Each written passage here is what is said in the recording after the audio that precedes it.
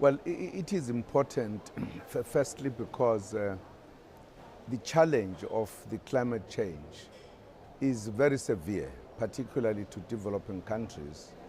And besides anything, I think South Africa's geographic position does put it in a serious kind of challenge.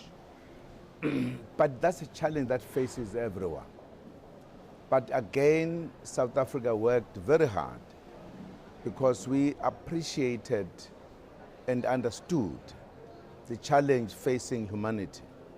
And that's why when we chaired the conference of the parties in South Africa in 2011, we worked very hard to establish a platform that would be very useful, that after 5 years we should have a new agreement which is binding, because we knew that a Kyoto Protocol was coming to an end. So we needed something very binding legally, because if we don't have that, it means the period where we come from, where there was an emission, where there was no control, it could come back. We need to control the emission so that we could lessen, therefore, the heat of the earth below 2 Celsius. So to us it is important from that point of view. Important because we should have a binding agreement coming out of this place, so that is in Paris, so that we can save ourselves as well as the future generations that are coming. We now know why we are threatened by the climate change. And we also know in terms of science that in fact our behavior, much as it is our behavior that has, in a sense, brought this challenge, it is also our behavior that will help to save us from challenge that will face the globe. We heard a lot in your speech and from other leaders of developing countries that the developed nations need to do much more. In fact, we heard in your speech there about that $100 billion which was pledged in Copenhagen back in 2009, that actually isn't enough, that more needs to be done by developed countries to support developing nations. Well, we are not saying the developing countries should do nothing. They must also do what they can.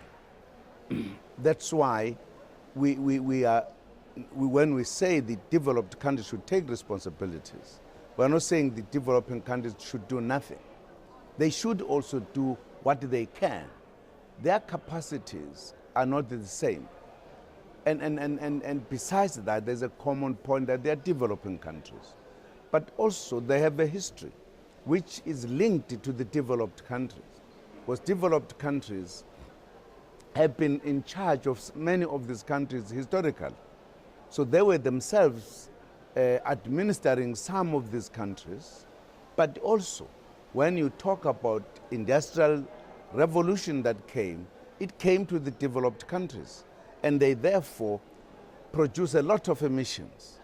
And they should take that responsibility.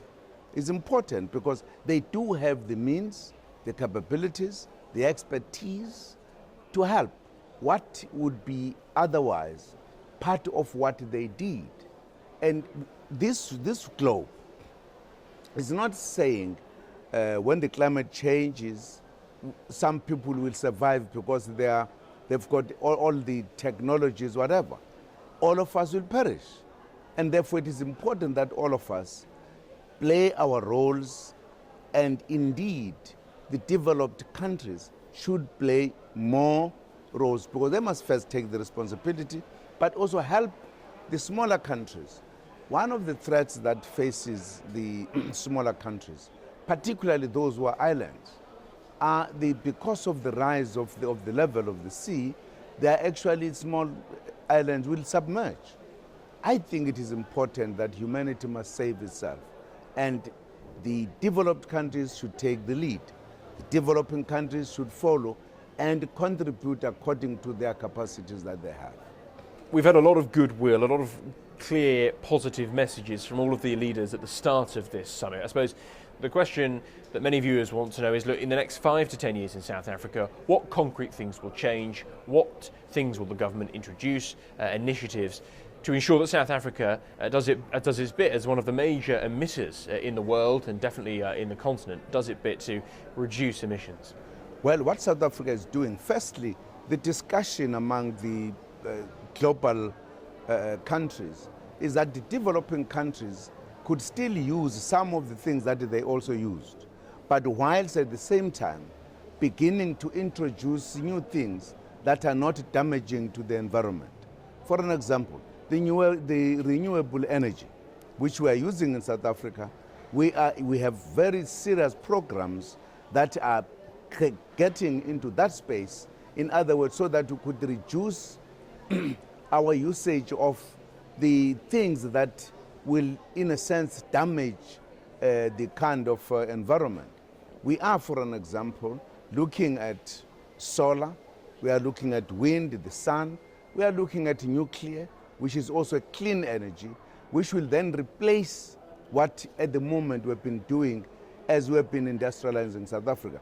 Those are kind of things that we are doing, but also contribute within our capacity to where we need to contribute in terms of what is it that we can do in the continent of Africa to ensure that the emissions are reduced rather than being raised all the time.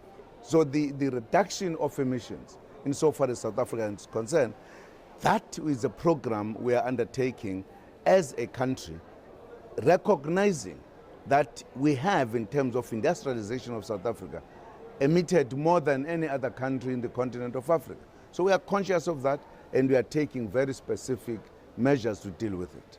Is it difficult, for a country like South Africa, when you're facing social problems in your country, to focus on issues of green energy and however important they are, when for those people in South Africa they're still facing very real challenges in their day-to-day lives? But that is partly what everybody recognizes, that whilst developing countries will have to take measures to reduce their emissions, but they still face with very immediate issues. Poverty, for an example, inequalities, unemployment is very rife. We've got to deal with those issues. And that's why, in fact, there is an agreement that whilst dealing with those issues, we should be trying to do something to begin to reduce the emissions, but those things that we can still do to deal with the current challenges, we should continue. But with that understanding that we have programs that are indeed beginning to reverse what has been done. That, I think, even the developed countries have accepted.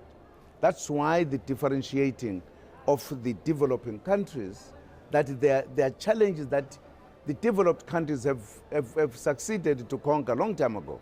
We still need to do that and conquer those, and indeed begin to deal with what would be the threat so far as the question of the emissions is concerned. What does it mean if no agreements, solid agreements, are reached across the board here at COP21, no legally binding initiatives and plans? If that doesn't happen and there is a failure here, when we hear so much about this being a turning point and make or break, what will that mean?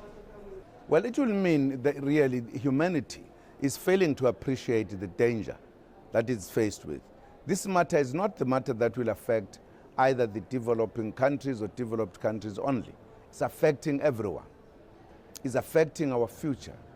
It will mean we are failing to prepare for or to defend ourselves and our future generations. So that's why it is a matter of that we must have an agreement. If we don't, it will mean we need to pursue the negotiations further, so that until we reach that point.